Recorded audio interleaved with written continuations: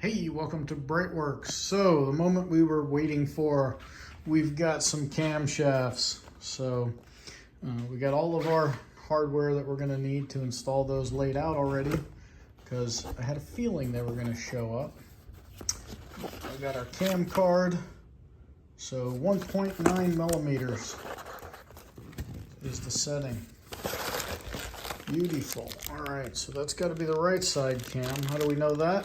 Because there's no drive on the back. Hope we got a drive on the back of this one because we need it. Yes, we do. So there's our little drive. All right, so we got our 1 through 3 cam, and we've got our 4 through 6. So these are brand new billets. Putting the grind that we wanted onto the old billets would have cost the same amount as just getting brand new billets. So we've got brand new billets, and what else we got in the box? Oh, look at that. Oh, yeah, I don't really use that stuff. This driven stuff will stick around a lot longer. I like it better. So we've got all of our documentation. Let's get rid of the box. And now we're going to get after it. So first thing we're going to do is we're going to clean these cams. Again, right? It's our job to make sure everything's clean. So we'll get them out of the box, we'll clean them up. We'll do one more clean through the bores on either side there. And then we'll put some assembly grease on everything. And then we'll start to check a lot of stuff. So I'll have to figure out if this is going to be one video or multiples. But yeah, we'll keep you along for the ride. One of the things I don't think I've gone over on any of the previous videos is when you get brand new camshafts, right? This, the coating that's on here, it's like a spray coating, especially the stuff that Webb uses. And what it can do is it actually can build up a little bit, and we're not going to try and take it off the lobes, but when you are trying to get these little fittings to fit in the slots, I will tell you on new sticks, those little slots are usually a little bit smaller than what Porsche used. So what you have to do is you got to machine these guys down a little bit.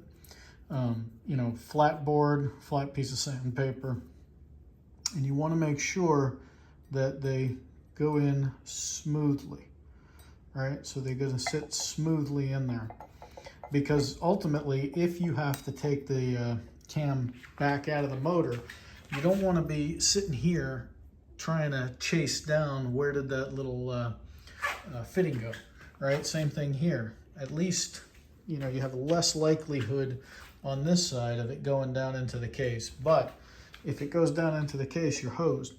And then the other part, this guy here, let's pull this guy out a little bit. This guy here has to slide on. So you'll notice that I've taken off most of the protective coating because again, these guys, you know, as far as how they fit on there. But as long as that guy will slide on there smoothly, right? That's actually still a little tight, but slides all the way on there, and then it'll come back off. All right, doing that one-handed is a little hard, but make sure that all these little parts fit the way that they're supposed to fit before you're trying to fight with them inside the engine. You know, a lot of times using regrinded camshafts, you don't really have to worry about that. You got to take off whatever burr edges you caused when you tried to get the cam out. But other than that, it's really not too huge of a deal. But when you get brand new billets, which is mostly what's out there now, especially if you're buying something that's in stock, you got to make sure all of these parts fit together before you do your assembly. You don't have to, but I promise you it'll be a whole lot easier on you.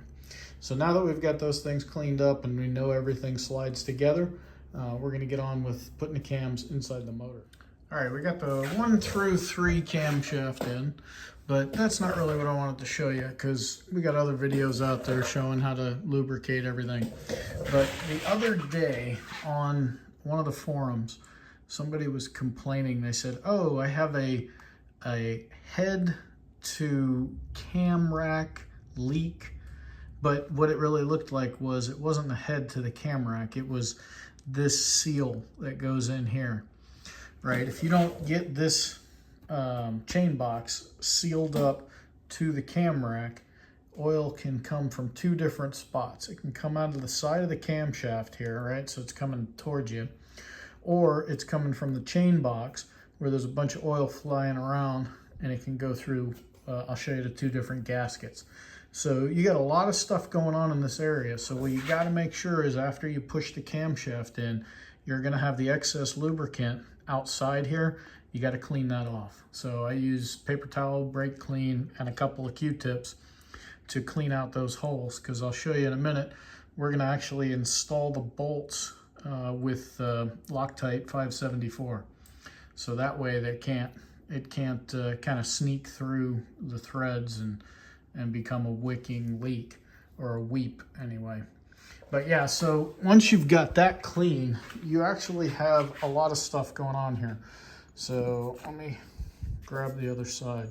So first thing, you got an O-ring. And if you don't get the upgraded Viton engine kit, this will be orange, maybe black. And this guy here is the face that sits against what I showed you over there. And then between them is a Victor Reinz gasket. So what we actually do is when we put these guys on, again, it's just like oil return tubes. You don't want it to roll, because if it rolls, it'll actually thin out the gasket. So you want the O-ring to be flat and on there. And I put a very tiny bit of moly coat on the outside just to kind of help it slide home. And then what we're going to do with this gasket is we're going to put a couple of dots, very light coat of 574. You know, nobody likes gluing these engines together, but also to get at that, it's a gigantic pain in the ass. So if you do it, I've had them out there running now for probably 8 years with no problem. So knock on wood. And that's a little tip. No one's going to tell you. Most people won't do it. They don't go through the time and effort to do it. And you'll get like little tiny weeps coming off the back. So we seal them up pretty good, and then we'll go from there. So we're going to get on with that. That's the description of it. I'll see maybe on the 4 through 6 side, we'll show it to you. All right, we're on the 4 through 6 side. And what we're going to do now, I've already cleaned the journals. So now we're just going to put a little bit of assembly grease in there. We've got it on the cam also, but it's like a belt and suspenders, if you will. So again, don't want to use too much, but it all comes out in that first couple of minutes of oil change. And there's 4 journals on the newer cars. The older ones, 3 journals. But for these, you got all 4, so you don't want to miss one. And the last one we'll do is the one up front here that you guys are looking at. Make sure your hands are clean before you put your finger in the grease bucket. Okay, so got our camshaft, and I'm going to try and do this with you guys right there.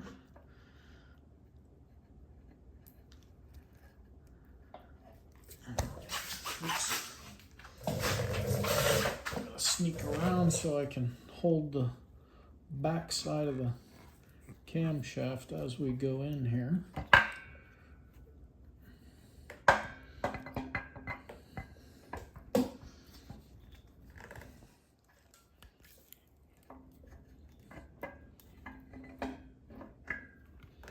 We just don't want it clinking around too much on anything.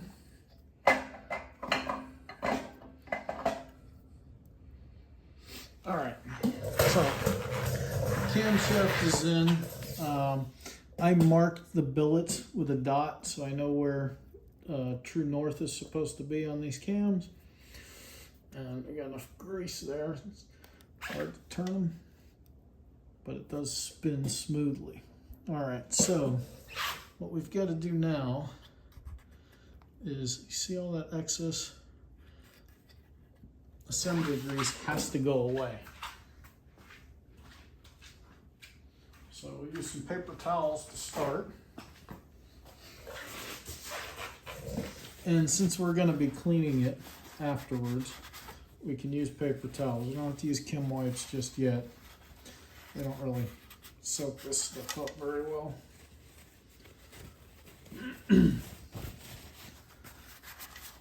Alright, we got most of the heavy stuff kind of out of the way here. We got a little bit down in the bottom. Okay, now I'm going to put this right here just because first thing I'm going to do is just put a little brake clean in the threads.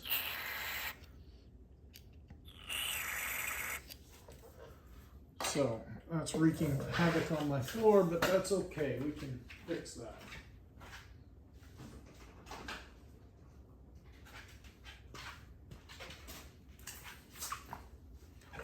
Okay, now a couple of Q-tips in there.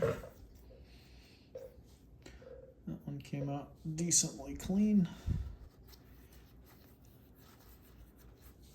Not too bad. Fresh one. Yeah, see there's a little bit of grease still in there. So what we'll do is that whole process one more time.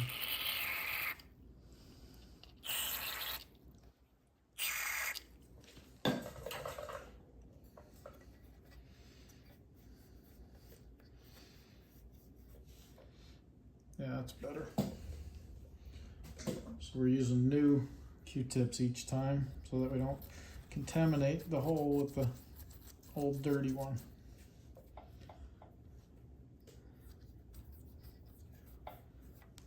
All right, that came out pretty good. All right, so pretty happy with those. Grab a Chem wipe.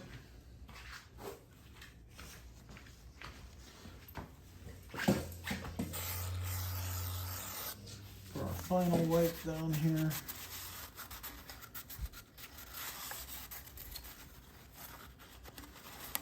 We also want to clean out where the O-ring lives.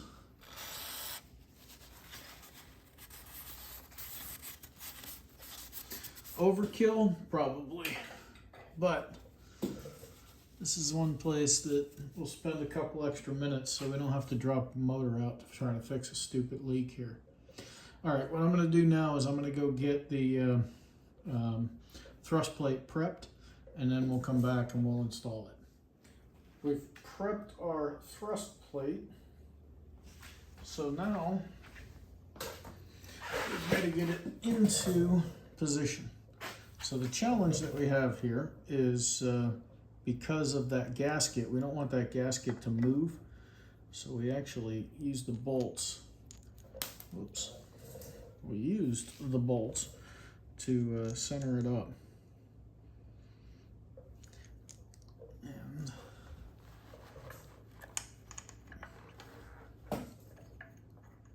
get the first one started. And we'll get the second one started.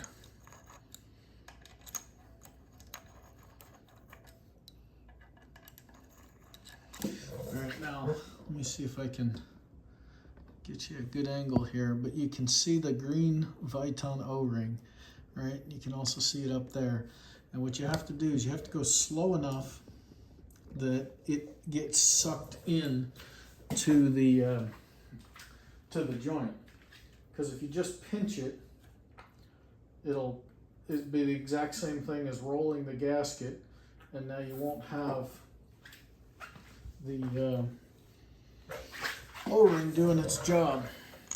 So what we do is we just kind of go by hand and tighten this guy down. Now this case did not get line bored, didn't need it. So these holes are in pretty good spots. When you line bore a case, especially the old mag cases, the case moves in, right? So now your camshaft is actually sitting further out, and sometimes it's so much that you have to get the chain box machined so that it gets shorter. Otherwise, this seal won't fit properly. So, and usually your machine shop will tell you how much they cut the case, and then you can kind of go from there, figuring out, hey, do I need to send the chain boxes in? And this I would not recommend you do at home, but you just want to use a little pressure to see if you can sneak the O-ring in, but you don't want to cut or puncture the O-ring, so I'm just working it from the outside.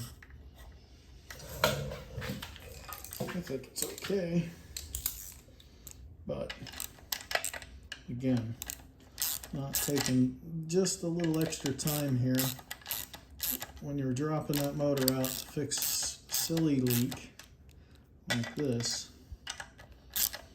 You'd be like, damn, I should have spent an extra 2 minutes on that. So we're getting a little pinched up down here at the bottom.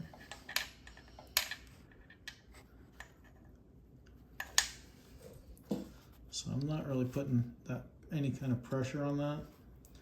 Just letting it find its home. And it will sneak itself in.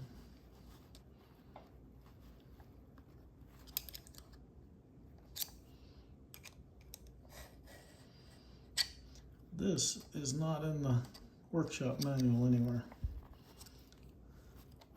I think this one comes with the School of Hard Knocks.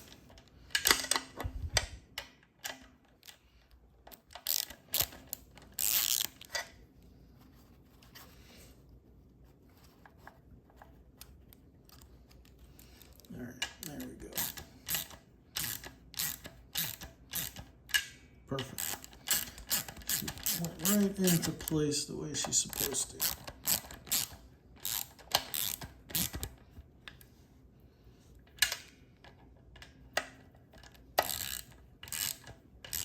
You'll notice I used some 574 on the threads.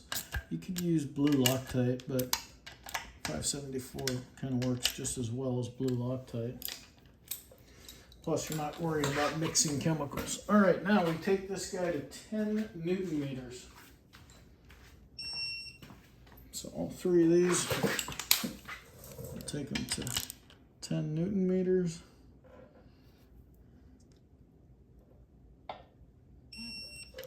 One, two, three.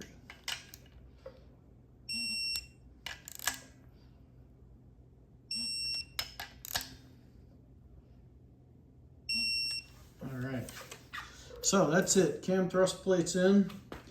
We got our dots up. And next step, we'll check for what's called parallelism.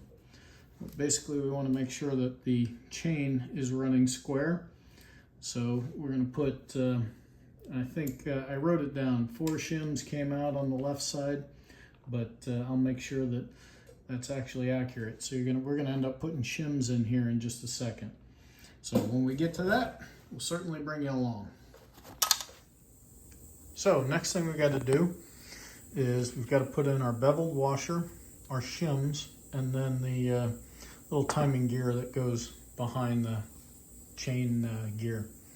So on this one, you have a washer and it's beveled, right? See, it's flat on this side, it's beveled on this side. So we're going to put the beveled side facing into the camshaft. And then I checked my notes on teardown. We had 4 shims on the left, 3 shims on the right. So that's what we're going to start with. And then we'll measure for parallelism. And then after the shims, those little tabs go in, and then these slide over the top. So that is what we are going to be doing next.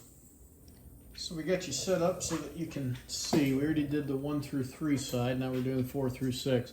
So this is our beveled washer. And I put just a tiny little bit of grease on there. Not very much, but just enough to make things work easily. So the beveled side goes towards the back. So we're going to set that guy right in there. Pull the camshaft towards us a little bit. All right, and now same thing. I put a very, very small amount of grease on these, but this is the right side. So when we took this out, we had 3 shims on the right side, and we had 4 shims on the left. So we're gonna put these shims right over the top. All right, now I'm actually gonna grab the cam bolt so I can pull that guy out a little bit. Not too much, I don't think he'll move. Yeah, he's pretty far out. So we're good there. And now what we've got to do is we're going to set this little guy in there. So he goes in that slot. Remember, this is what we cleaned out earlier in the video to make sure that it would fit. And well, looks like I got it just a little bit pinched on the back. So we're just gonna squeeze down the front just a tiny bit. Yeah, I mean, probably could have done it with my finger, but we're gonna save the finger. All right, now this is the little intermediate gear where the pin will go through, but we're going to put this spacer on, and you'll notice the spacer's notched because that's where that little pin sits in, and it pushed the pin straight out. Thank God you saw it landed right there. So it did not like how deep we had that set, so we're going to try and go a little deeper and come back in, do it again. There we go. And then what sometimes I like to do is, because that has set the pin down, I actually go ahead and pull this guy back off because I want to make sure, yeah, it didn't pinch up. Because what'll happen is sometimes if you don't double check it, right, it only happens when you don't double check it. What that guy will do is he'll actually just get pushed back and ride up. And then you'll be like, hey, how come my intermediate piece here doesn't sit flush? Well, it's because that little pin is way back jammed in there. All right, now I think you guys can see this, but you see how the camshaft will move in and out a little bit? What that's going to do is that's going to affect us on our parallelism check. But for right now, we're going to leave this guy dots up. And we know we're on the right side, so we're going to put the gear so that the flat side is out, facing towards us. All right, there's a dished side and a flat side, and when you look at it, basically it offsets this guy in different directions. And because 4 through 6 are actually closer to us when we look at how the engine is designed, we need this to sit back further. So now comes the dance of getting the gear in while you're almost at TDC.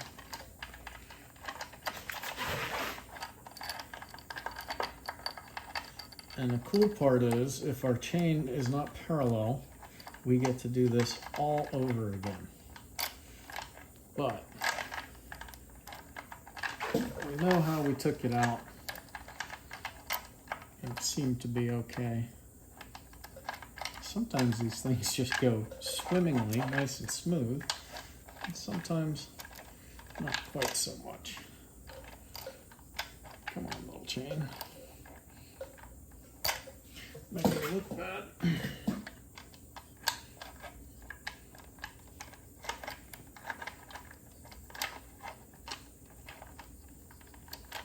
There we go. All right, now this is the last time we're going to get to see our dots. So we know we got our dots up. All right, and I'm just pulling on the chain here, right, to put tension so that when I go to put the pin in, and this is just a preliminary measurement. We're not really even believing that this is going to be the last time we have that gear off. But when you look in the holes, you'll be able to see that there's gonna be only one hole where the pin will slide in. And oh, by the way, make sure you, when you slide this pin in, the open end is out. Otherwise, you're gonna be fighting. So somewhere around here.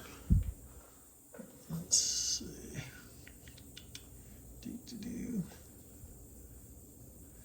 Yeah, maybe up here. There we go. All right, so that little guy slid home. And again, we'll probably pull these off a couple times, get the timing just right. And I think we talked earlier about the fact that it's 1.9 millimeters. Okay, we'll use a small wrench to simply snug this guy up. Okay. Now this is where the special tools come in. So we've got this big long bar for holding the cam still. Right? You watch a lot of guys and they're like, oh, I just used the crankshaft and let the chains do the work. No, these are all brand new chains. We are not going to put that kind of stress on them unless we need to. Sometimes this guy will fit right on.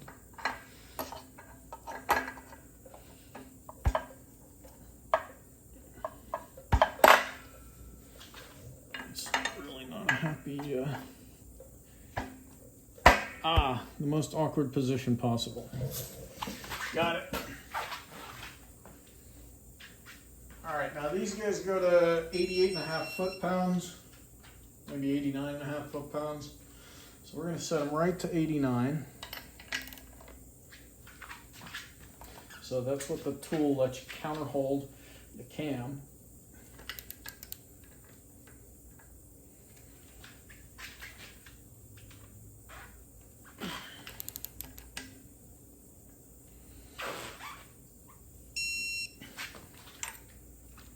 And that's right at 90 foot-pounds.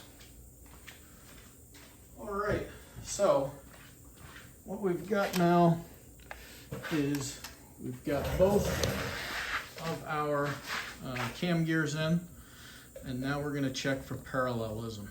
So basically what we're gonna be doing is measure off the front of the IMS shaft here, but we've got some cool toys that we gotta get set up first. So I'm gonna get all that set up and then we'll bring you back.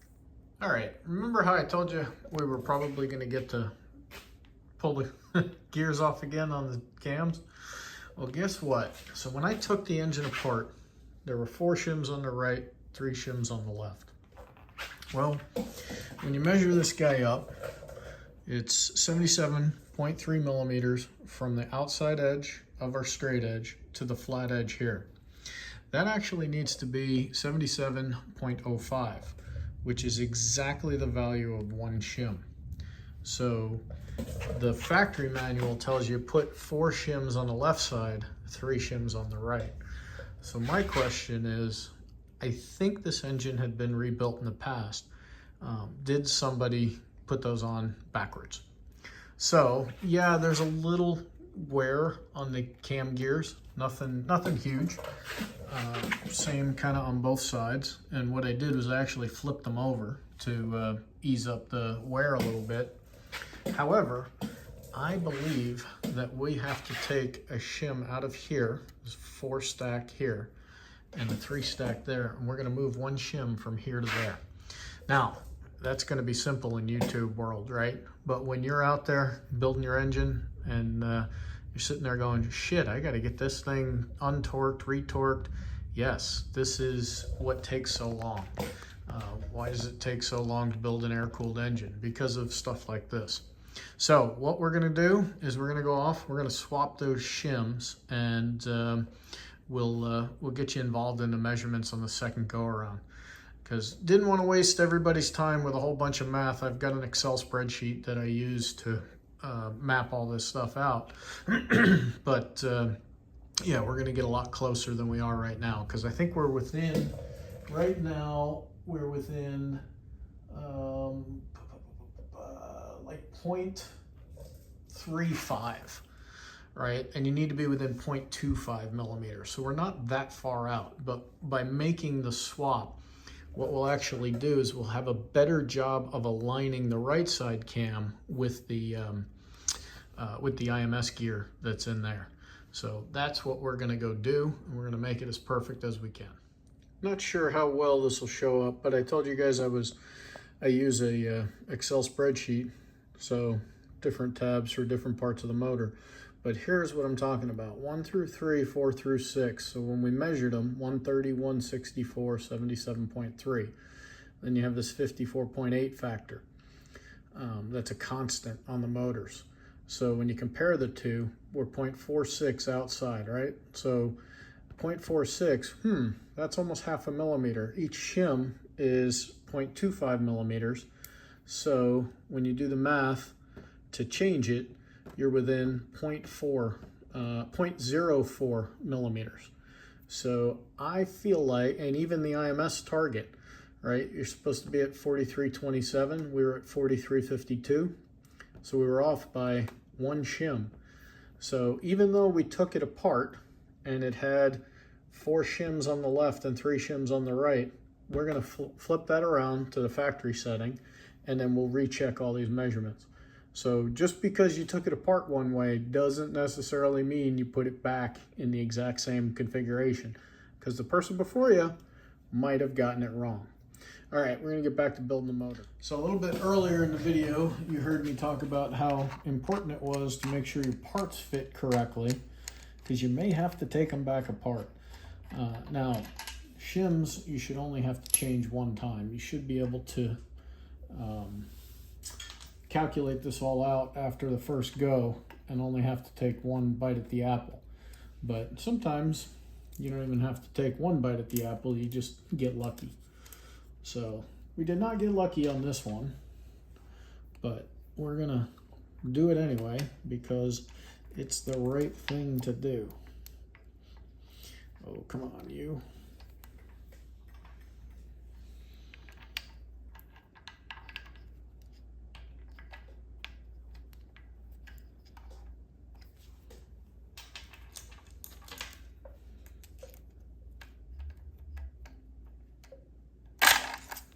All right, get the gear off.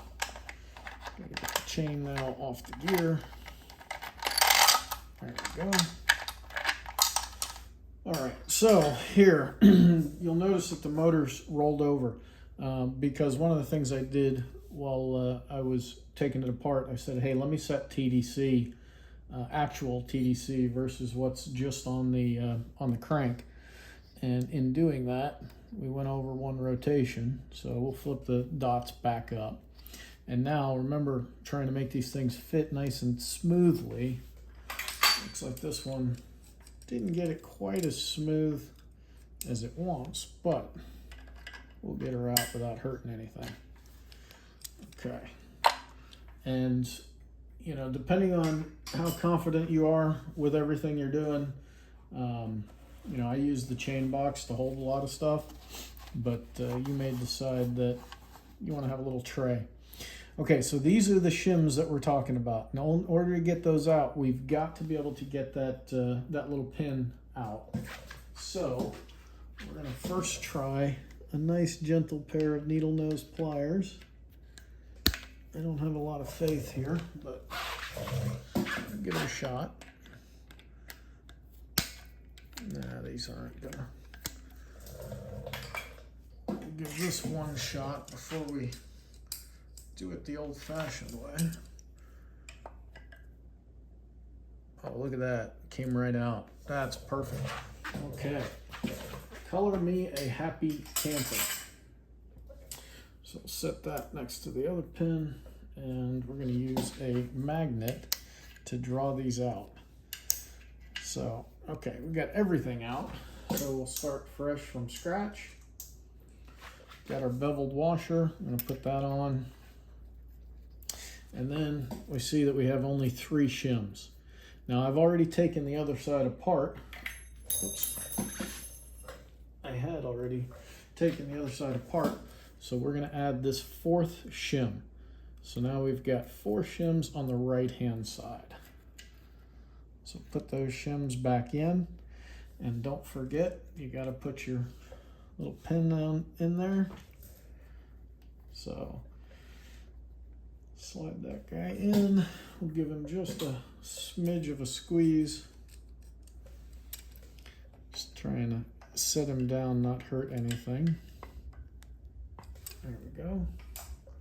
And then this guy should slide back on. Maybe not.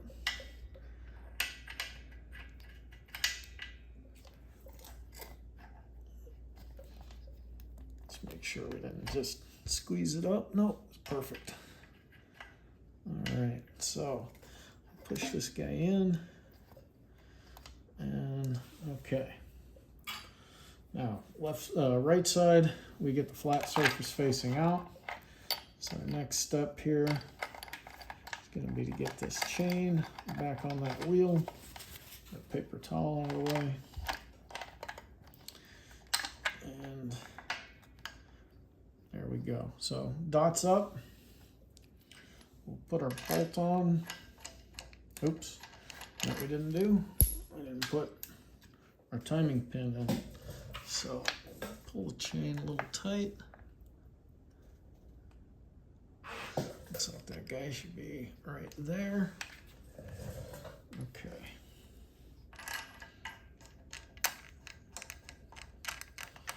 And we snug this guy down. And then this go around, what I'll do is after I get him torqued, I will turn back on the camera and we'll check the measurements. So I'm going to get the left side set up and then we'll come back and measure everything. So we're spending a lot of time on chain parallelism. So what I did was I pulled out an IMS shaft from a different engine. And this guy sits down in the middle of the motor at the bottom, right? So when we're talking about what are we trying to line up, we're trying to make sure that these gears are parallel with these gears. So we don't want them offset, because then what happens is the chain just rides along the side and everything wears out quicker. So this is an early engine, so it's got a little bit different size, but the number that I gave you, I said that 43 millimeters was a constant. Basically, we're measuring from the face of the IMS shaft to the face of the gear, right? So on the engine, now it's covered up, but the IMS face is what we can see when that covers off, and we're actually measuring from there to the very front of the case, which is about 8 millimeters, depends. But really what we're trying to do is we're trying to make sure that the distance from here to here and the distance as far as the cam gear that's sitting off the chain, everything's the same. And then this is your 1 through 3 side. So this guy sits in the engine like this. So the 1 through 3 gear is way back, and the 4 through 6 gears in the front, and then this is what contacts your crankshaft, right? And we just so happen to have the crankshaft sitting here. So the way that this guy actually goes together is kind of sits just like this, right? So as the crank spins, it spins this spins the chains, and the chains spin the cams. So this is what we're actually trying to make sure that we're not putting a side load on any of these gears that the chains are biting into. All right, we're gonna get back to it.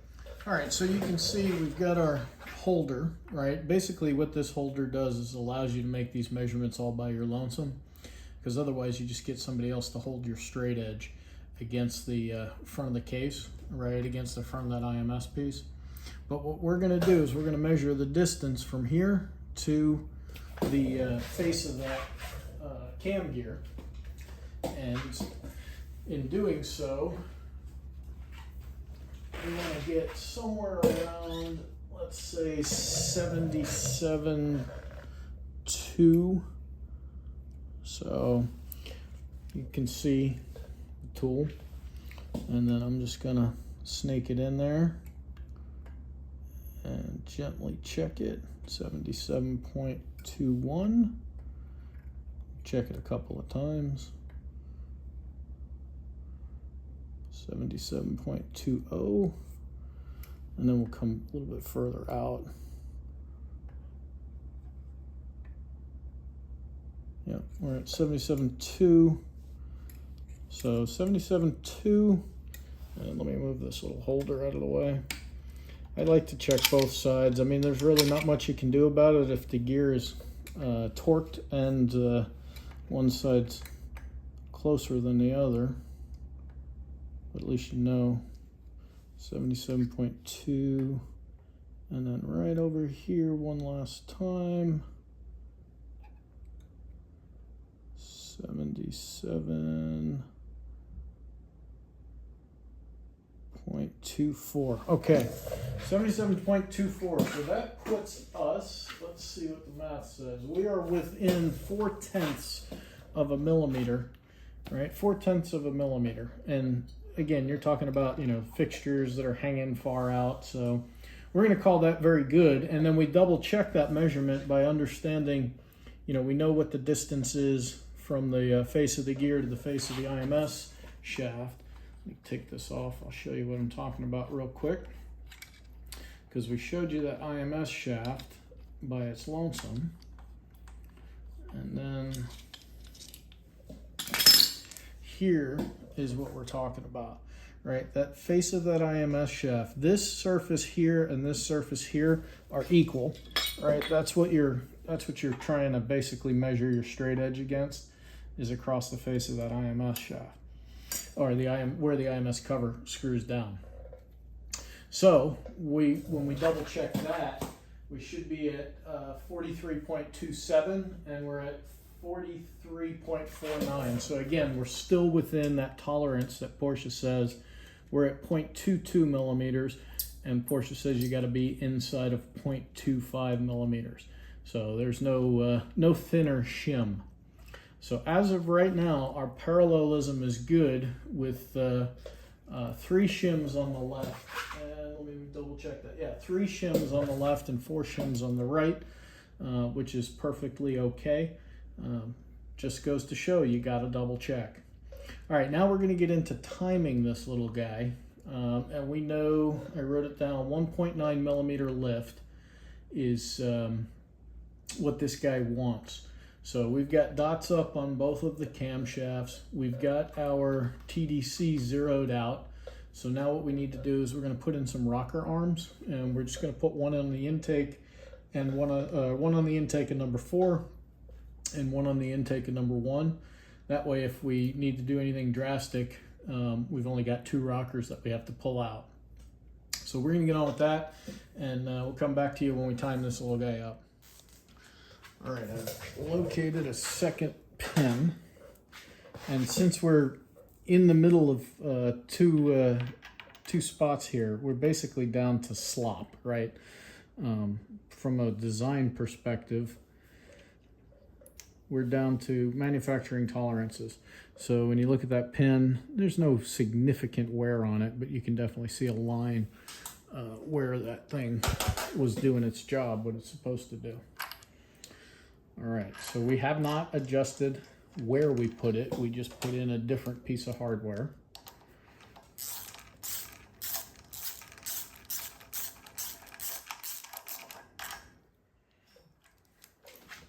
Okay, give it another go. Come around. We're at TDC now. Okay, so now you can see it's up at 2.1, right? So that's actually a good thing, because that's going to give us enough room. I think if we go back one slot, we'll be good. Now, this has nothing to do with the Woodruff key that's in the back on the cam sprocket, right?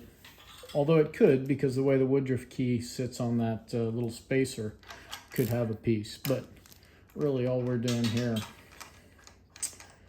is trying to take out the mechanical slop. Somebody does make an adjustable gear, but that's kind of overkill when you can just change a couple cent part. All right, so we want to come back to this one. There we go. So basically what we've done now is we've kind of split the difference between the two that we've been playing with.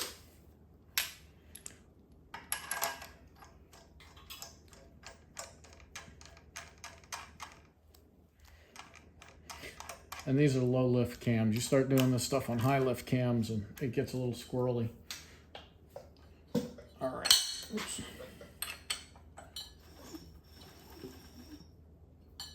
Okay, we're coming up on TDC right about there. All right, 1.78.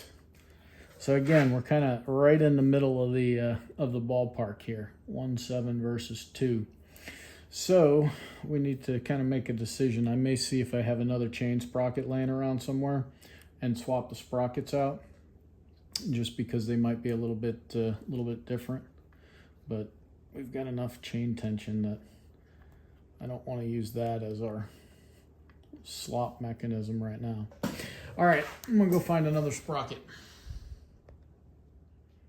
So one thing I remembered, when you torque these, they sometimes change their value. So what we're gonna do is, just for giggles, we're gonna torque this guy up and see if that changes anything.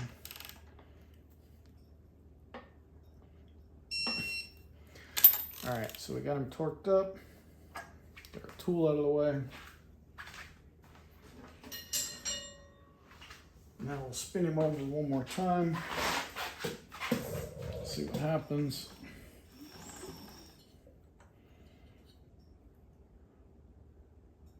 Okay, our left side cam chiming is perfecto. I'll head over to that right side. See where she pops up. Right about there. Okay, 1.76. So we're still a little bit low. Yeah, we're gonna change the sprocket. Changing the sprocket, definitely not rocket science whatsoever. We just gotta get it off the chains loose. So get the sprocket off the cam.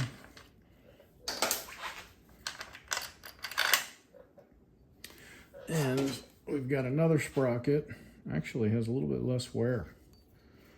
So we're in good shape there. Check the part number. Okay, so we are good. 901, 105, 54, 602, perfect. Okay, so we're gonna put this guy in and we'll see.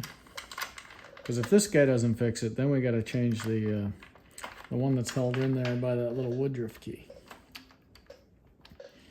But we're going to hope for the best here. All right. So if we tension up our chain correctly, then the hole that the pin is going to fit in should be the correct hole. But this is where you got to be very, very careful, because if we have things off a little bit, you can bend valves. So you want to go very slowly and very gently. All right, here's our open up here. No, here. Yes. All right. So you can see that's in a completely different spot than the last one that we took out. So manufacturing tolerances might be our friend here.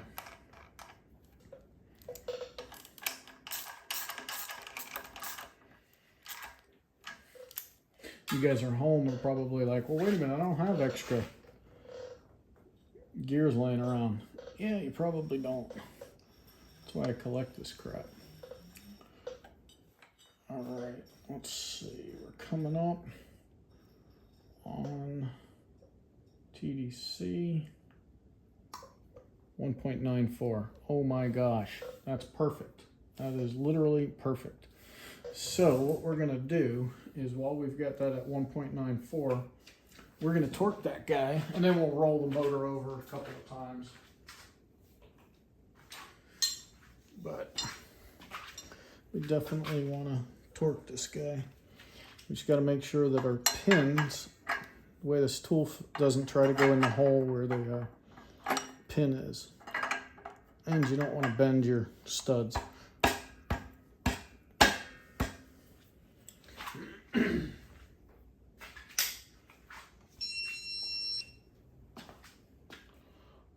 1.95, changing a gear. Woohoo. Well, we changed the gear and we changed the pin. So we changed two things technically.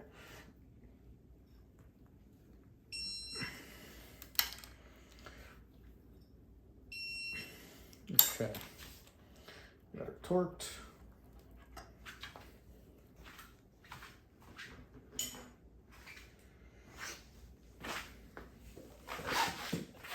And we will roll her over. See what we get.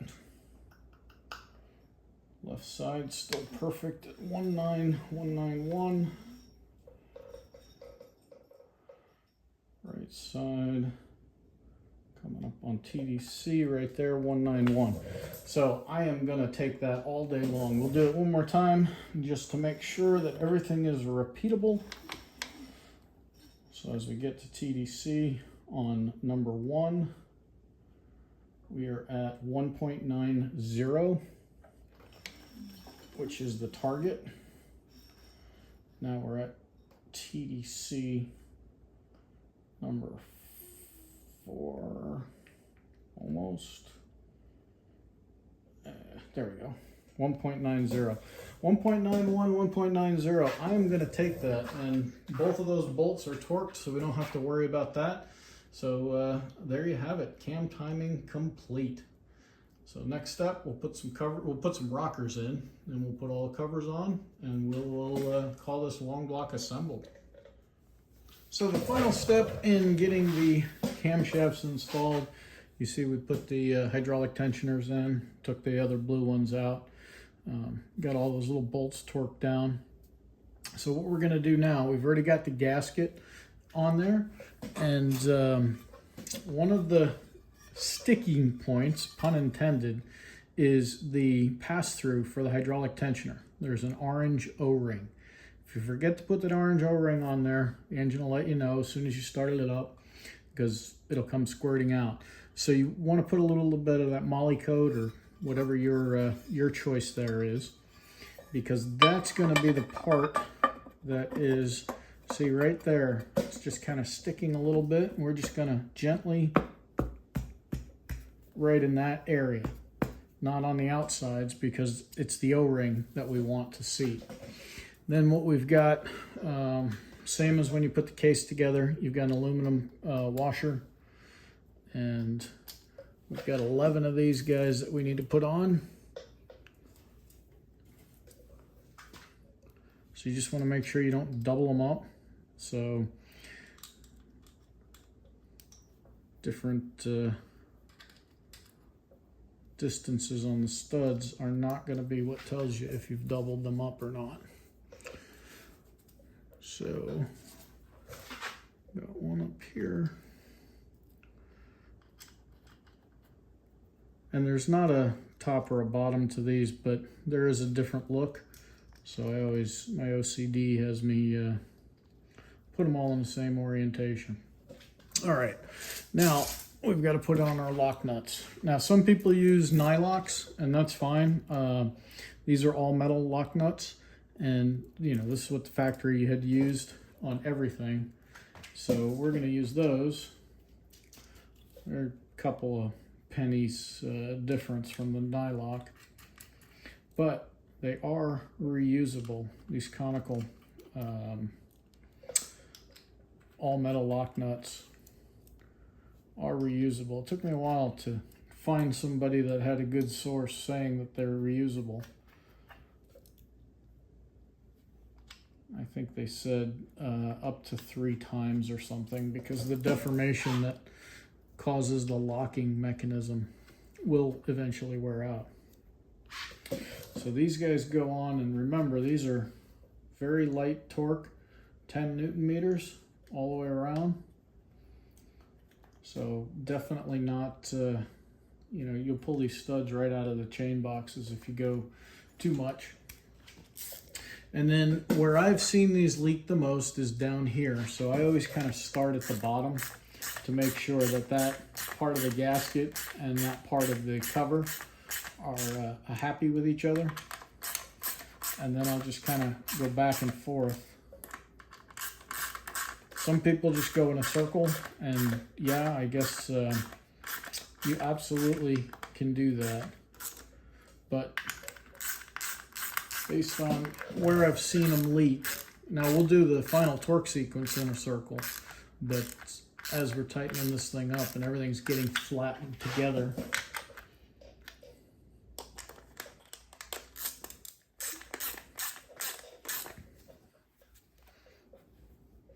so we'll see. I know this was a long video, but people have been asking for some detailed stuff, so figured, hey, it's not like it's going to hurt any metrics. Throw it out there and see if you guys like it. And remember, as many engine builders are out there is the number of ways to do things, what order operations and all that. But at the end of the day, the goal is simply to have a leak-free, powerful engine. That's all we're trying to get to.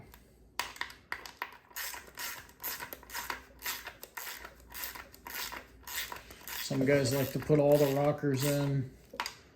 I've just learned that if you have to take something back apart for some reason, make sure you've got everything measured and checked.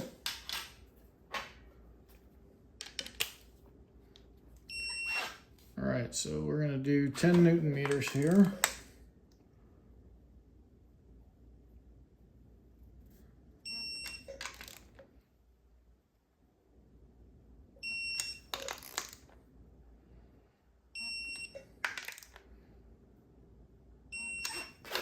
Number 5, 6, 7, 8, 9, 10,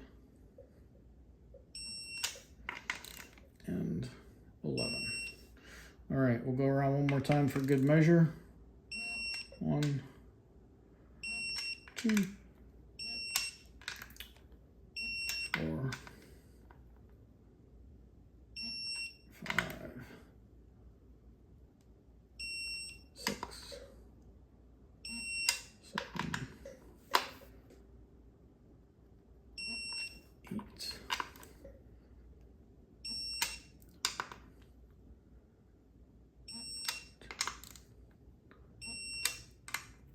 And there you have it.